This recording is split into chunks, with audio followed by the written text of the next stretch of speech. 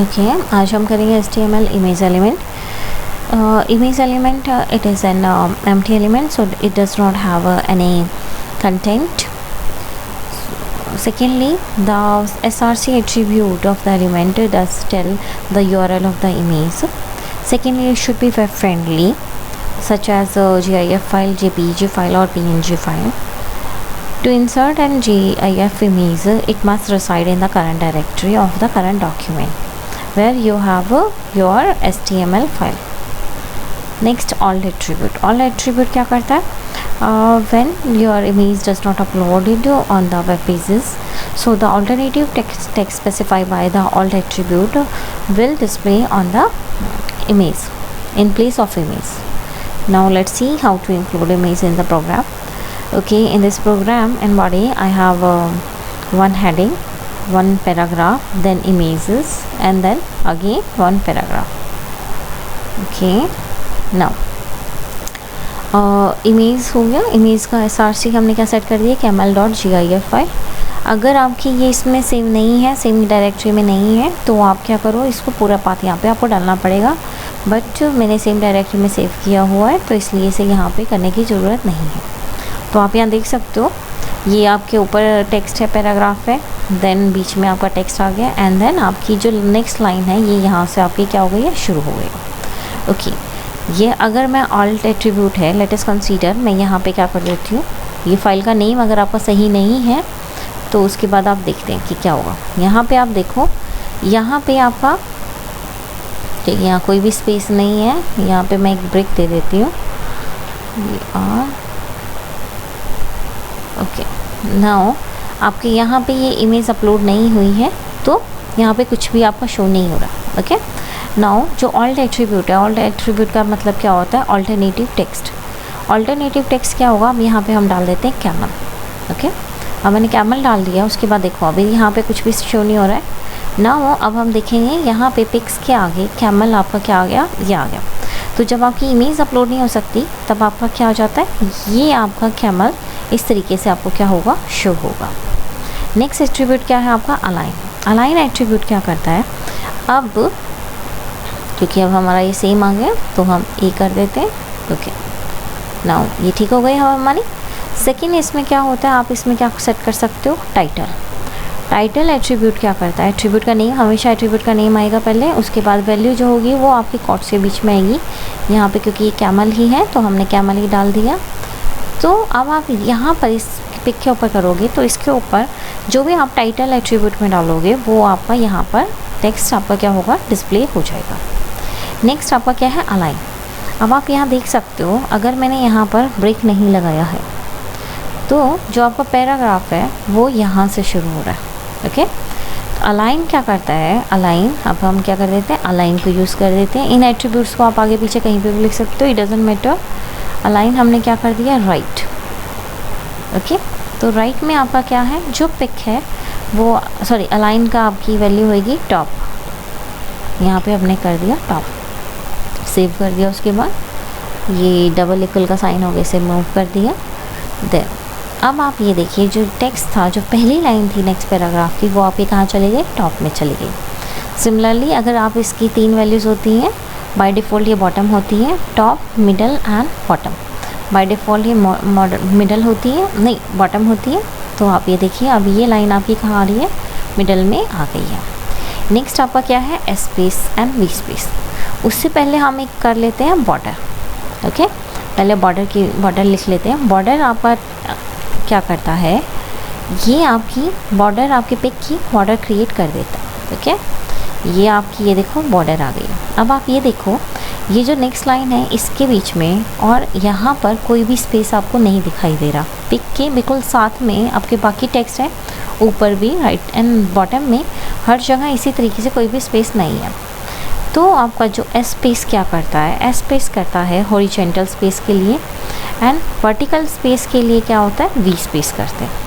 Okay, यहाँ मैंने क्या डाल दिया, 10, और वी स्पेस भी हमने क्या डाल दिया, 10. अब आप देख सकते हो, पहले इमेजेस ये मैंने सेव कर दिया है. पहले ये देख लीजिए एक बार, जो सेव करने से यहाँ रिफ्लेक्ट नहीं किया है, यहाँ पे कोई भी स्पेस नहीं है. अब हमने 10 10 दे दिया है, तो ऊपर भी यहाँ पर भी स्पेस आ गया. इसके बाद राइट साइड में भी आ गया और यहाँ पर भी आ गया। अगर ये स्पेस मैं बढ़ा देती हूँ, 50 कर दिया, तो आप ये इफ़ेक्ट क्लियरली देख पाएंगे। ये देखिए, जैसे मैंने 50 कर दिया तो पिक के लेफ़्ट में राइट में दोनों साइड क्या आ गया, आपका स्पेस आ गया। हॉरिजॉन्टल स्पेस एट्रीब्यूट क्या करेगा, आपका हॉरिजॉन्टल स्पेस के लिए होगा, लेफ्ट और राइट दोनों साइड के लिए होगा। और वाइल वी स्पेस एट्रीब्यूट क्या करेगा, to insert a vertical buffer space in between the top and bottom of the image with the other objects. Next आपका क्या है, height and width attribute. Height and width attribute क्या होगा, ये pick की आपकी क्या है, हाइट और विड्थ को आप चेंज कर सकते हो। हाइट के लिए अब मैंने यहाँ पे क्या कर दिया, कम कर सकती हूँ मैं, कंट्रोल एस कर दिया, तो ये देखो आपकी पिक क्या हो गई, छोटी हो गई। अब अगर मैं विड्थ क्या कर देती हूँ, विड्थ एट्रीब्यूट है, ये क्या करेगी, आपकी विड्थ कम कर देगी। अब मैं इसे क्या कर रही हूँ, 100 कर दिया, कंट्रोल एस, 100 का मतलब जो एज इट इज़ है, ये देखो ये बढ़ गई है 100, ठीक है। नेक्स्ट आपका क्या है, ब्रेक। अब जो ब्रेक था, अब यहाँ पे हमने क्या कर दिया, ये है आपका ब्रेक। तो यहाँ पे आप देखिए जो पिक है, जो नेक्स्ट लाइन है वो आपकी यहाँ से शुरू हो रही है। तो मैंने क्या कर दिया, टू सेट से पहले आपको क्या दे दिया, ब्रेक दे दिया। ओके, तो ब्रेक क्या कर देता है, एंटर कर देता है बाय डिफ़ॉल्ट। जो पैराग्राफ होता है वहाँ से वो नई लाइन में एंटर स्पेस डाल देता है। इसके अलावा यहाँ पर ब्रेक का एक और एट्रीब्यूट आपका इंट्रोड्यूस किया गया है, वो क्या है आपके, उस एट्रीब्यूट की वैल्यू क्या है, क्लियर। क्लियर के साथ क्लियर की वैल्यू क्या क्या हो सकती है, लेफ़्ट, राइट, ऑल और नन। ये मेनली टेक्स्ट रैपिंग के लिए यूज़ किया जाता है। अब आप ये देखिए, जो आपकी इमेज है, अब ये जो बाकी हैं, जो हाइट वेट्स, ये बी स्पेस है, ये हमने जो भी किया था उसे मैं क्या कर रही हूँ, डिलीट कर रही हूँ, क्योंकि हमें इसका इफेक्ट देखना है। जो आपकी पिक है उसको हमने अलाइन कहाँ कर रखा है, मिडल में। हमने इसे अलाइन का, हमने क्या करेंगे, सबसे पहले इसे क्या कर दिया हमने यहाँ पे क्लियर। अब आपकी जो पिक है यहाँ पे आपने क्या कर दिया, लेफ़्ट में दे दिया इसको। ओके, ये आपकी क्या हो गई, लेफ़्ट में आपकी पिक आ गई। अब क्योंकि ब्रेक अलाइन का मतलब क्या होता है कि ये जो आपकी वैल्यू है वो आपकी क्या हो गई, टेक्स्ट में आ गई। अगर हम यहाँ पे क्या करेंगे, बी आर क्लियर नहीं करेंगे, तो आप यहाँ पे देखो, यहाँ पे अभी ये मर्ज होगी, टेक्स्ट रैपिंग हो गई। अगर ये कर रहे हैं तो ये लाइन यहाँ से तो आपकी नेक्स्ट हो गई और ये टेक्स्ट रैप कर दिया, ठीक है। तो बी आर जो आपका है, ये आपका क्या है, क्लियर के लिए यूज़ किया जाता है। ओके, उसके बाद लो सोर्स आपका है एक। लो सोर्स क्या करता है, लो सोर्स एट्रीब्यूट, कि जब आपकी पिक अपलोड होती है तो ये कहता है कि जो भी URL है उसमें जो इमेज है, it should be loaded in first as compare to the high before the so-called high resource image indicated by the source attribute.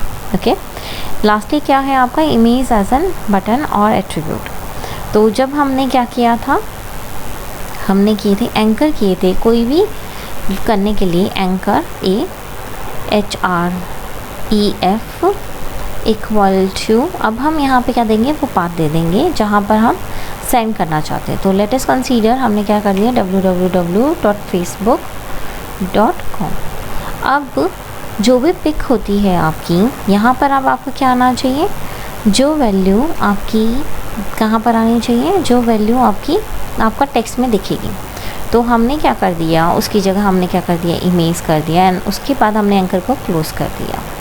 Okay, जब एंकर को क्लोज़ कर दिया, अब हम देखेंगे कि अब जब हम इस फाइल पर क्लिक करेंगे, सेव कर दिया, अभी तक इससे पहले क्लिक करने से पहले कुछ भी नहीं हो रहा था। नाउ अब मैं क्लिक करूँगी तो हमारी क्या हो गई, फेसबुक जो है पेज वो आपका ओपन हो जाना चाहिए। यहाँ पे क्योंकि हमने पूरा पाथ नहीं डाला था, पूरा पाथ क्या होगा, HTTP then two dash and then ये यहाँ पे। अब हम क्या करें, अगेन इस पे चले गए, रिफ्रेश किया, इस पर जब क्लिक किया, अब आप देखो फेसबुक जो पेज है वो आपका क्लिक कर गया। अब जो इमेज है ये आपका एंकर की तरह काम कर रही है, ये अब आपका क्या हो रहा है, हाइपरलिंक हो गया। इस तरीके से आप भी इमेज को हाइपरलिंक कर सकते हो और कई तरीके से आप यूज़ कर सकते हो। अब आपको क्या करना है, इस इमेज को, मल्टीपल इमेजेस को यूज़ करना, डिफरेंट फॉर्मेट में यूज़ करके आप चेक करेंगे। Thank you.